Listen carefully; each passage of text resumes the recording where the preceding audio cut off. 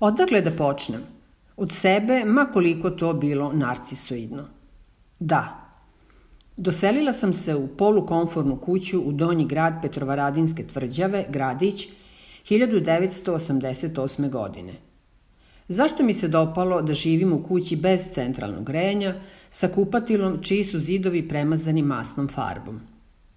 Kroz prozor sam gledala u dvorište i sklepanu baraku, WC za stanare koji su živeli u susedstvu. Kuća s pogledom, kakva ironija za baroknu baštinu. Ali sa druge strane bio je zvonik na Petrovaradinskoj tvrđavi iz 18. veka. Iz kreveta sam mogla da vidim koliko je sati. 2 godine kasnije brat me je pitao da li bih mu dozvolila da otvori kafe u podrumu moje kuće. I 1990. otvoren je Dublin, prvi kafe u ovoj lokalnoj zajednici u savremenom vremenu. Organizovane su izložbe, mali rock koncerti, a za šankom su diskutovali slikari, studenti umetnosti, pisci, novinari. Dublin je postao svojevrsni kulturni centar i počela sam da razmišljam kako da i ja učestvujem u buđenju gradića, baštine.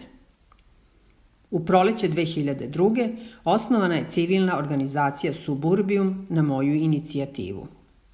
To smo ostvarili moji prijatelji, istomišljenici i ja, želeći da se odupremo žrvnju savremenog zaborava, zanemarivanju svega što ne počinje od nas, od sada.